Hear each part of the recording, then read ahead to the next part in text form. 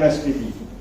वो सरकार कहती है एमएसपी थी, एमएसपी है, एमएसपी रहेगी। किसान कह रहे हैं हमें एमएसपी मिलती नहीं, तो उसका समाधान देने के लिए हमारा सुझाव है एफसीआई जैसी या कोई और एजेंसी उसको साल का 1,20,000 करोड़ रुपया दिया जाए मार्जिन मनी के तौर पे। वो बैंक से लोन ले, जैसे एफसीआई परचेज करती है, जितनी भी 23 फसलें हैं उनकी जो गारंटीड डिक्लेयर्ड एमएसपी है वो उनको परचेज की जाए। परचेज करने के बाद स्टोर करनी है, उसको स्टोर करके उसके बाद उसका सेल करना है या सप्लाई करना है। जैसे पहले जाता है राइस मिलर लेते हैं, फ्लोर मिल वाले लेते हैं, दाल मिलों वाले लेते हैं, एग्री प्रोसेसिंग यूनिट लेते हैं। और अब तो सरकार की एक पॉलिसी है, प्रमोशन है और एक्सपोर्ट भी किए जा सकते हैं। एक्सपोर्ट करने के लिए उसके लिए हमारा सुझाव है भी एक कम से कम इससे सभी किसानों को एमएसपी मिले।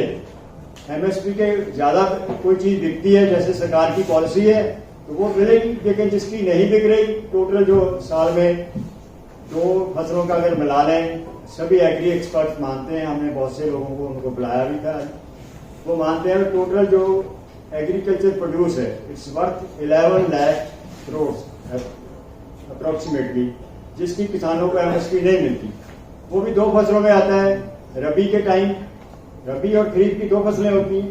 एक फसल में 5 लाख करोड़ का होगा, मैक्सिमम 6 लाख करोड़ का होगा।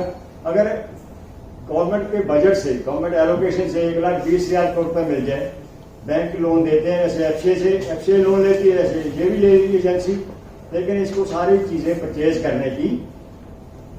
करने के बाद वो कहीं समुद्र में तो गिरानी नहीं, बिकनी है, कोई कहीं उसको जलाया नहीं जाता, अपना कंज्यूम होती है इस देश में। अभी भी जो आंकड़े बता रहे हैं कि अभी भी जो 20 करोड़ आबादी हमारे देश की है उसको जितना उनको मिनिमम खाने के लिए चाहिए वो भी नहीं मिल रहा है। एक तरफ सरप्लस बता रहे हैं। So that is our proposal. उससे ये क्या होगा, सभी किसानों को उनकी एमएसपी पर उनकी फसल की खरीदी की जाए। उसके बाद नेक्स्ट है आयात कम करने के लिए। देखो आज हम दालें, ऑयल सीड्स, एडिबल ऑयल्स बाहर से मंगवाते हैं, तो उसके लिए हमारा एक सुझाव है, उसके किसानों को भी घाटे की खेती नहीं करनी पड़ेगी और साथ में सरकार को भी इंपोर्ट पर जो खर्च करना पड़ता है, फॉरेन एक्सचेंज बचानी है। फिर डाइवर्सिफिकेशन ऑफ क्रॉप करने के साथ हम पर्यावरण एनवायरनमेंट को बचा सकते हैं, जो हमारा अंडरग्राउंड वाटर है उसको बचा सकते हैं। और किसान को क्या लाभ होगा, 5,000 रुपये पर एकड़ के हिसाब से अगर हम एक साल के लिए सिर्फ 8 करोड़ एकड़ के लिए भी एलोकेशन कर दें, 40,000 करोड़ रुपये बजट में एलोकेट हो जाए, उसमें क्या होगा, 8 करोड़ एकड़ में किसान को घाटा नहीं होगा। 8 करोड़ एकड़ की खेती में किसान को नुकसान नहीं होगा। अगर होगा भी तो उसकी भरपाई पहले होगी और इससे क्या होगा, हमारा जो इम्पोर्ट भी कम होगा और जो हमारी आत्मनिर्भरता के लिए जिसके लिए हम काम करते हैं, our country can be self reliant, self dependent. फिर प्रॉब्लम आती है खेती के संबंधित है। नेक्स्ट डेयरी फार्मिंग है, पशुपालन है, फिशरीज है, एग्रोवेराइड इंडस्ट्री है, फिर एनिमल प्रोटेक्शन है। उस सब के लिए हमारा एक ख्याल है कि आजकल कोई सी जगह भी ग्रोथ क्यों नहीं है, जब डिजायर्ड रिजल्ट्स क्यों नहीं मिलते, क्योंकि फंड्स कम है। फंड्स अगर उसकी एलोकेशन, हमारा सुझाव है भी इन 5 के लिए, 5 इन सब के लिए 10,000 करोड़ हर एक को अलग दिया जाए।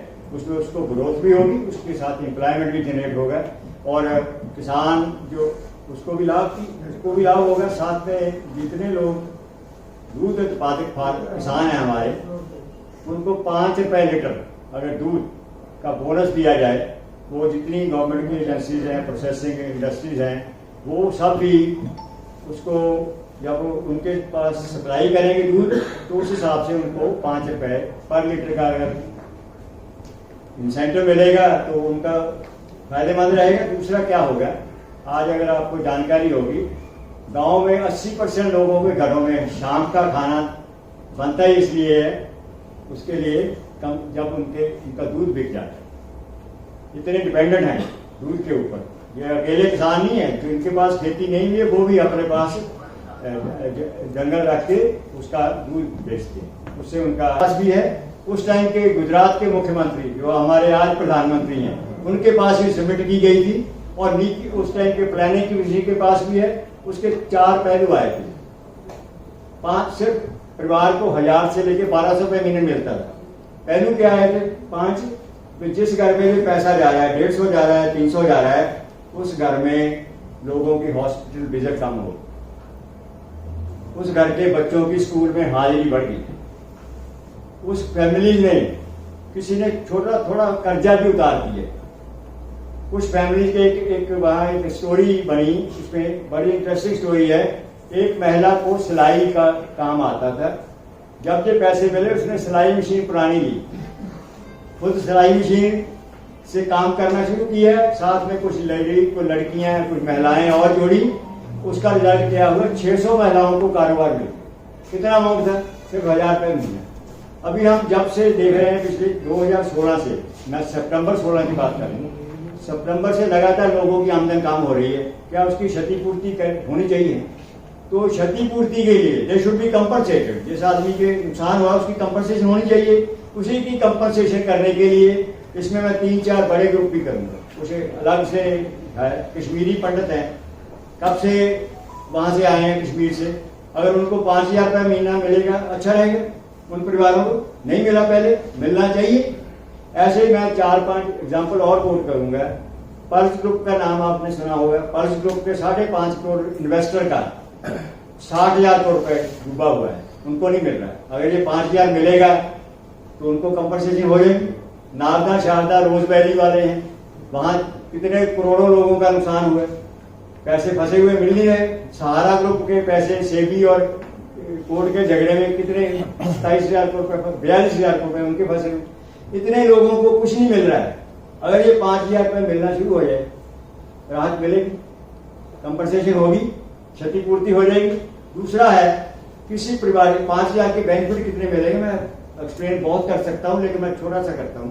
परिवार के पास प्रायोरिटी होती है, मुझे क्या करना है। किसी का कर्जा होता है, जहाँ कोई बच्चा पढ़ा लिखा है, बेटा बेटी एम्प्लॉयबल नहीं है, उसकी स्किल इंप्रूव कर दें, एम्प्लॉयबिलिटी बढ़े, नौकरी मिल सकती। 5000 रुपये महीना काफी है।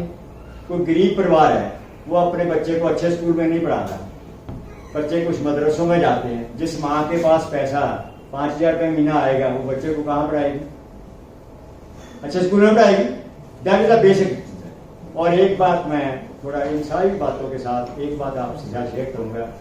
Once you are financially free, you can think of doing things closer to your heart. अगर आपके पास कोई फाइनेंशियल स्ट्रेस नहीं है तो आप अच्छा सोच सकते हो, अच्छा कर सकते हो, प्रोडक्टिव हो सकते हो। सो मैं इन सारी बातों के लिए लास्ट में हमारा जो सेशन आपने पढ़ लिया होगा, ये सब कुछ करने के लिए भी 30-32 लाख करोड़ रुपए बनते हैं। अगर कुछ भी बजट में ना आए, 30-32 लाख करोड़ रुपए बनते हैं मैक्सिमम। अब हुआ क्या, हर परिवार को पेट्रोल डीजल गैस की कीमतें कम होने से, जीएसटी रैशनलाइज करने से, प्लस 1500 रुपये महीना सीनियर सिटीजन को मिलने से, या डाइवोर्स डेस्टिट्यूट या हैंडीकैप पर्सन को मिलने से, प्लस ये 5000 रुपये महीना मिलने से किसानों की एमएसपी की समस्या करते हैं। हर परिवार को 8000 से लेकर 20,000 रुपये महीने का कम से कम फायदा होता है। तो इसके लिए अगर 30 लाख करोड़ रुपए की प्रोविजन कर दी जाए, मान लीजिए, उसका भी हमारे पास 4 सुझाव हैं। उसको कैसे 30 लाख करोड़ नहीं, हमारा जो प्रपोजल हमने वर्कआउट किया है एनालिसिस करके, it can come out about additional 30 lakh crore. जो आज सरकार को रेवेन्यू आता है उसमें 30 लाख करोड़ रुपए का एडिशन हो सकता है। सो इन शब्दों के साथ मैं अपनी बात यहीं पे एक ही शब्द से कहूँगा कि we will be very happy कि आपके क्वेश्चन आने चाहिए और हम उन सब क्वेश्चन का समाधान दें। ये सारा समाधान है इस देश की सारी समस्या। आपने जैसे हमारे बहनों में पढ़ लिया, महंगाई कम करने, आर्थिक मंत्री से छुटकारा, सभी परिवारों को कैश रिलीफ, किसानों को एमएसपी की गारंटी, 12% जीडीपी हो जाएगा, अगर इतना पैसा आ जाएगा। और अगले 2 साल में हम 5 ट्रिलियन इकोनॉमी बन सकते, 5 ट्रिलियन डॉलर की इकोनॉमी बन सकते। वही बनाए। सवाल जवाब के सत्र को शुरू करने से पहले मैं बता दूं, श्री गिरधर जी कनाडा से इंडिया आए हुए हैं और ये बैंक में ऑफिसर कार्यरत रह चुके हैं और बजट एनालिस्ट इनके द्वारा दिए गए जो भी सुझाव हैं, हम चाहते हैं कि सरकार इन पर गंभीरता से गहन करे और सरकार इनके सुझाव को अपनी पॉलिसीज में इंक्लूड करे